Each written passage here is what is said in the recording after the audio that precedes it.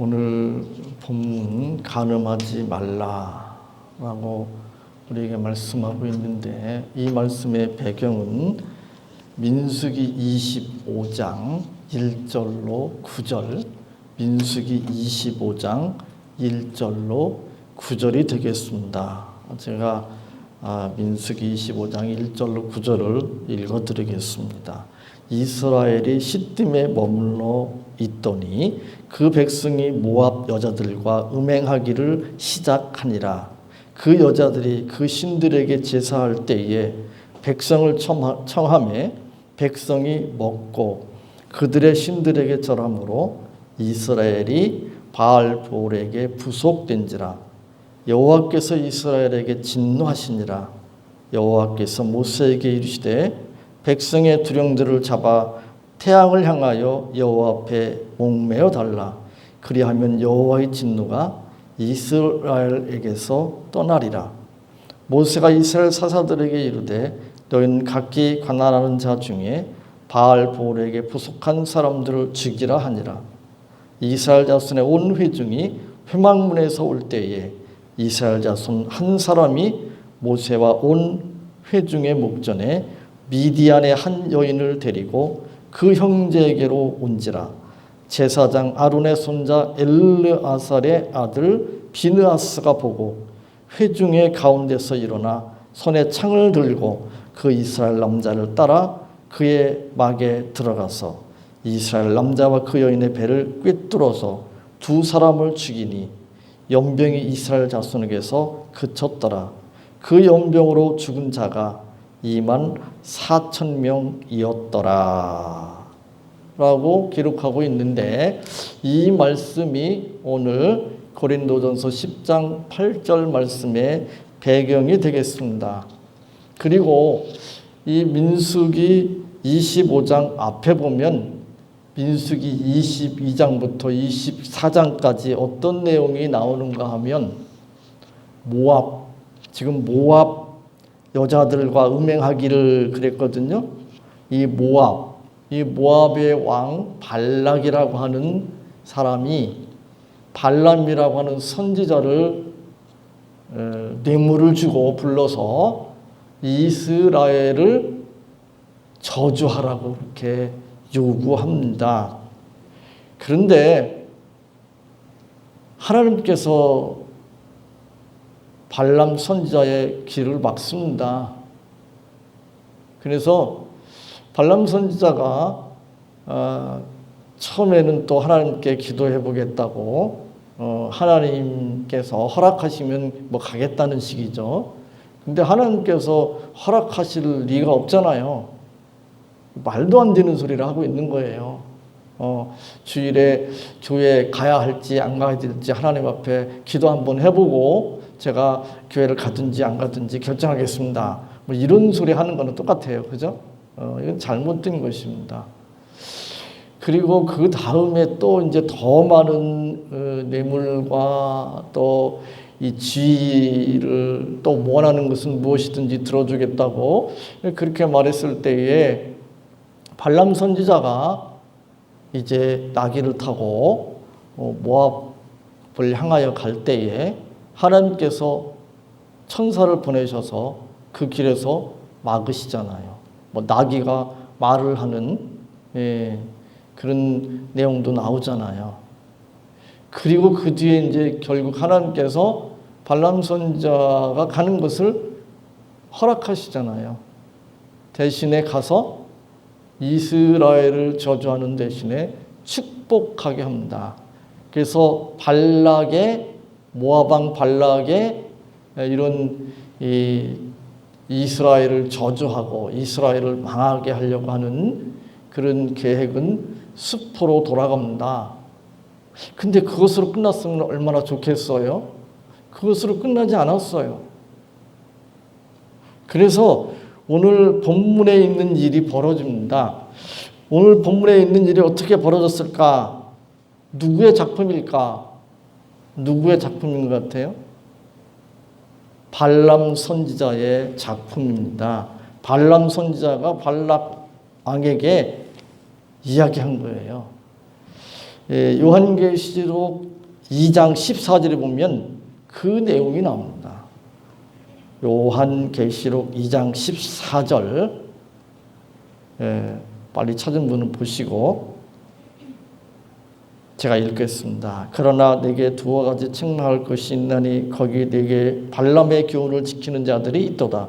발람이 발락을 가르쳐 이스라엘 앞에 올무를 놓아 우상의 제물을 먹게 하였고 또 음행하게 하였느니라.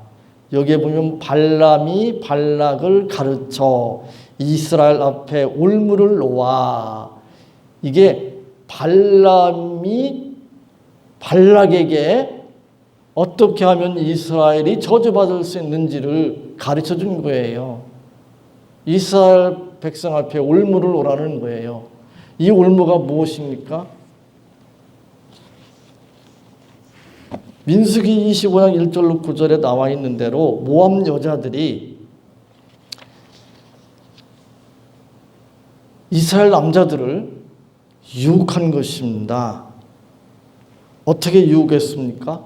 아름다운 여자들을 뽑았습니다. 이단들이 그런 짓을 많이 하잖아요. 전도할 때도 그런 짓을 많이 합니다. 미인계, 신천지에서 그런 일을 많이 합니다. 물론 신천지뿐만 아니라 다른 이단들도 그런 일을 많이 하는데 예쁜 여자들을 뽑습니다. 거기에다 고운 옷을 입힙니다. 그리고 축제를 벌입니다. 먹고 마실 수 있는 것들을 풍성히 갖추어 놓고 이제 축제를 벌입니다.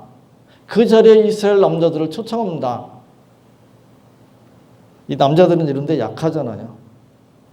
여기에는 융숭한 대접이 있습니다.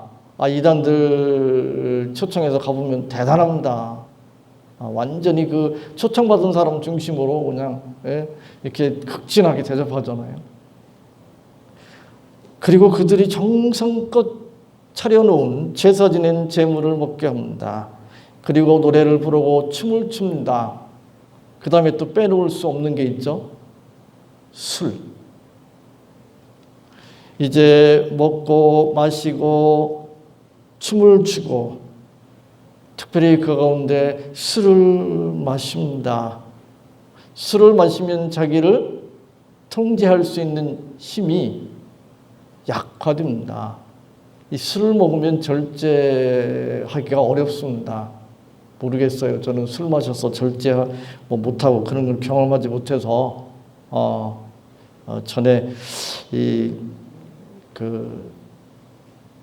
어릴 때 시골에서 농사 지을 때에 이렇게 힘들고 땀이 나고 힘들고 이럴 때 어른들이 막걸리 이렇게 한 대접씩 드실 때 너도 먹어라 그래서 마셔본 적은 있습니다.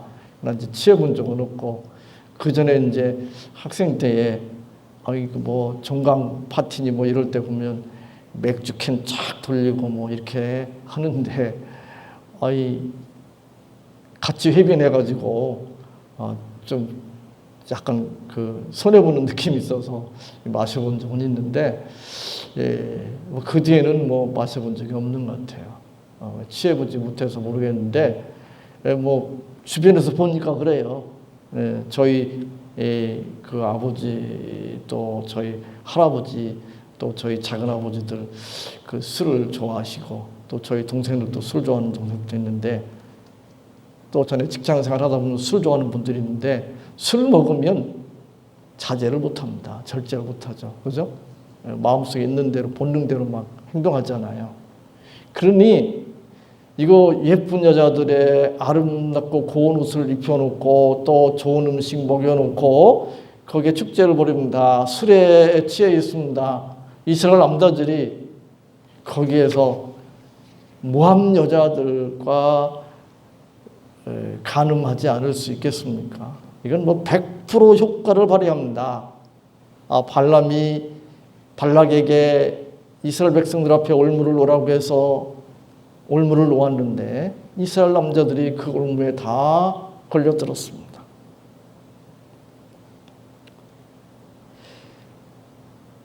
간음만 행한 것이 아니었습니다.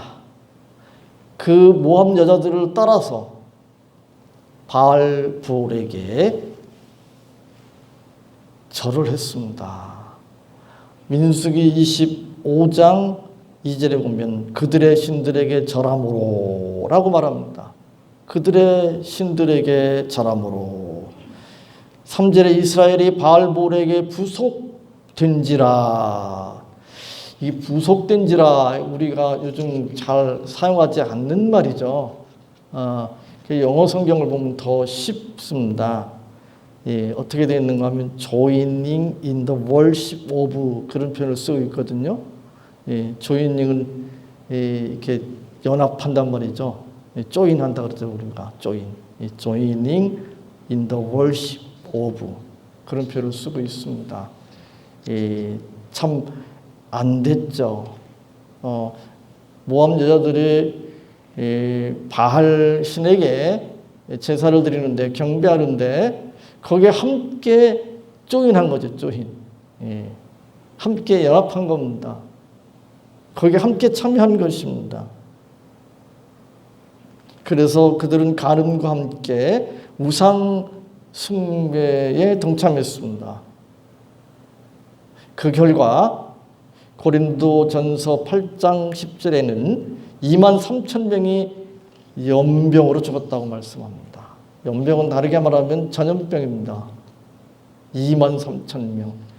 물론 민수기 25장 9절에는 24,000명이라고 되어 있습니다. 이거 가지고 뭐 시비하는 사람들이 많이 있습니다. 근데 성경에 보면 가끔 이렇게 숫자가 약간씩 다르기도 합니다. 그건 뭐 아마 그 기록 사본 원본이 아니고 사본이기 때문에 뭐 그런 가능성이 있기도 하고 이 숫자가 정확하게 이렇게 센 숫자가 아닌 어림 숫자이기 때문에 뭐 그럴 수도 있습니다. 그러나 그것이 성경을 해석하는데 하나님의 뜻을 구하는데 큰 문제가 되는 것은 물론 아닙니다.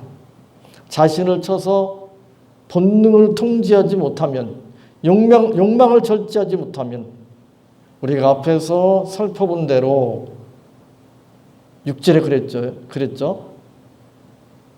악을 즐겨하는 것 같이 즐겨하는 자가 되지 않게 하려 함이라 그랬는데 악을 즐겨할 수밖에 없습니다.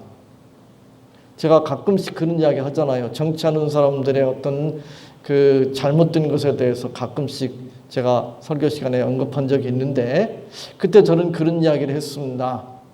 나에게도 그런 상황과 조건이 주어졌더라면 어땠을까? 나는 그런 상황과 그런 조건이 주어져도 나는 절대로 그럴 사람이 아니다. 이렇게 생각하는 사람은 자신이 얼마나 부족하고 연약한가를 몰라서 그럽니다. 몰라서. 누구든지 올무에 걸려 넘어질 수 있습니다. 함정에 빠질 수 있습니다. 우리가 늘 그것을 인정해야 합니다. 그거 인정하지 못하고 자신만만하다가 언제 넘어질지 모릅니다.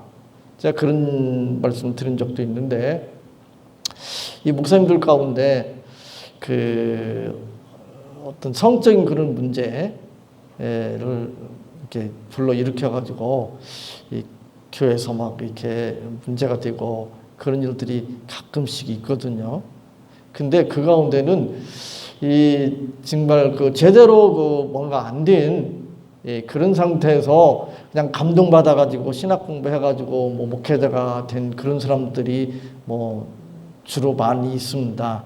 그러나 그렇지 않은 평소에 정말 인격적이고 훌륭한 신학 공부도 제대로 하고 신앙도 제대로 돼 있는데도 순간적으로 이렇게 유혹에 넘어가는 그런 분들도 가끔씩 있습니다.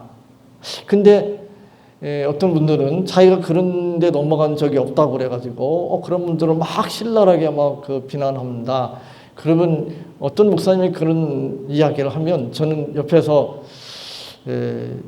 맞장구치지를 않습니다. 그래요? 목사님은 참 좋겠어요. 저는 그런 상황이 되면 어떻게 될지 모르겠어요.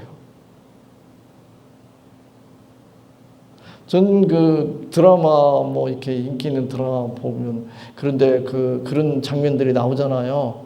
그럼 사모가 저한테 이렇게 이야기를 합니다. 그럼 전 나는 절대로 저런 데 안 빠질 거라고 이렇게 이야기 안 합니다.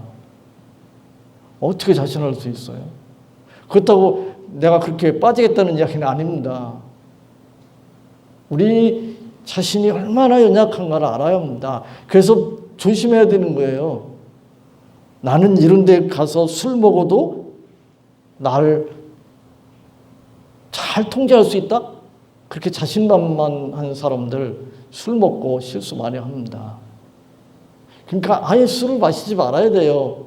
이런 자리에 가지 말아야 돼요. 피해야 돼요. 그렇지 않으면 천하에 장사가 없습니다. 상황과 조건이 갖추어지면 우리 모두는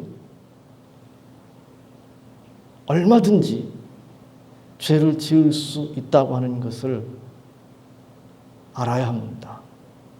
자신을 하는 것은 잘못된 것입니다. 그래서 늘 겸손하게 다른 사람을 비난하고 정죄하기 전에 하나님 앞에서 무릎 꿇고 하나님께서 도와주시기를 구해야 합니다.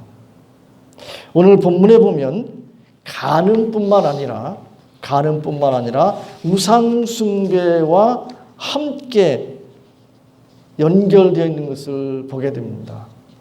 그렇죠? 지난주에 우상 숭배에 대해서 말씀을 살펴봤는데 오늘 본문에 보면 간음하지 말라는 주제지만 이 간음이 간음으로 그치지 않고 우상 숭배와도 연결되는 것을 볼 수가 있습니다. 근데 성경에 보면 간음과 우상 숭배가 이렇게 연결되어서 이렇게 나오는 경우가 많이 있어요. 왜냐하면 우상 숭배와 간음은 모두가 자신의 본능, 자신의 욕구, 그것에 충실한 거예요. 신앙이라고 하는 것은 그런 것들을 절제하는 거잖아요. 그런 것을 포기하는 거잖아요.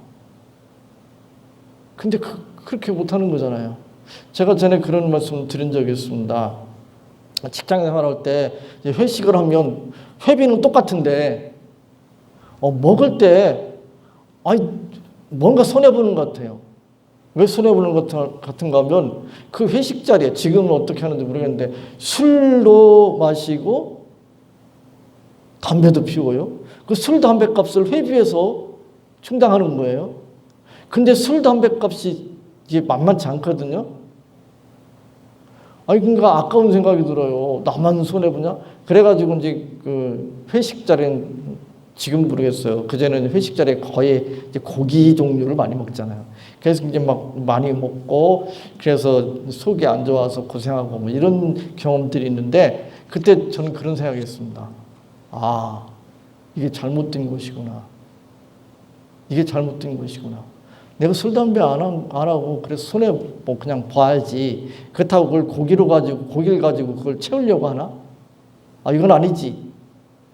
그런 생각이 퍼뜩 들더라고요. 이건 믿는 사람이 신앙인이 이래서는 안 되지. 이건 죄지.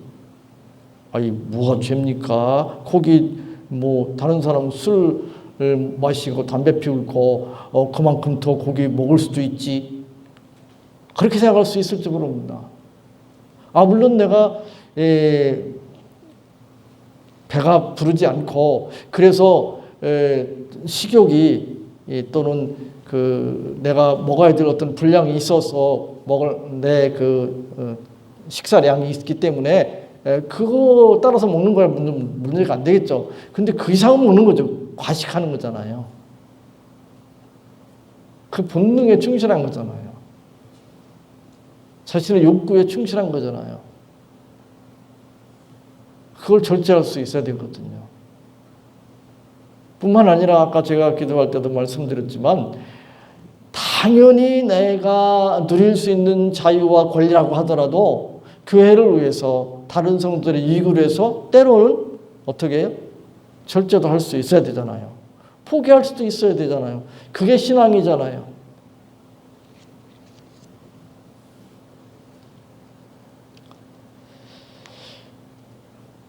오늘 말씀이 간음하지 말라고 그랬는데 요즘은 그 간음이라고 하는 것이 사실은 법적으로 사라진 시대잖아요. 그죠? 서로 합의만 하면 상관없다는 거잖아요. 죄가 성립되지 않습니다. 간통죄 폐지됐잖아요. 그리고 일부에서는 어떤 주장을 하는가 하면 성의 자유를 이야기하잖아요. 성의 자유. 그런데 그것이 다른 사람들에게 또 사회 공동체에게 특별히 가족에게 얼마나 해를 끼치는지를 생각하지 못하는 거예요. 자기는 좋아서 그렇게 했다고 그래요. 그리고 그게 법적으로 문제가 안 돼요. 물론 남편이 아내가 그걸 가지고 시비해가지고 이혼하자. 그럼 뭐 이혼 조건은 되겠죠. 그래서 그게 법적으로 간통죄라는 것이 없어졌기 때문에 법적으로 처벌받고 이런 건 아니잖아요. 그러니까 괜찮은가요? 아니잖아요. 그럼 자기 배우자가 그래 뭐 네 맘대로 뭐 맘대로 해. 그럼 허락해주면 해도 되는 건가요? 자녀들은 어떻게 되는 거죠? 이혼하면 또 어떻게 되는 거죠? 그리고 결혼할 때 약속했잖아요. 특별히 믿는 사람들은 하나님 앞에서 약속했습니다. 성도들 앞에서 축하러 온 하객들 앞에서 약속했습니다. 공적으로 약속했습니다. 배우자 상대방에게만 약속한 것이 아니잖아요. 근데 그 약속을 깨트려요. 말이 안 되잖아요. 오늘 본문은 성경 말씀은 세상 사람들, 믿지 않는 사람들한테 지금 하는 이야기 아니에요. 지금 고린도전서는 1차적으로 고린도교회 성도들한테 주는 말씀이에요. 그리고 우리에게 주는 말씀이잖아요. 성도들에게. 교회 안에 이런 일이 있었다는 거잖아요. 오늘날도 교회 안에 이런 일들이 비일비재하잖아요.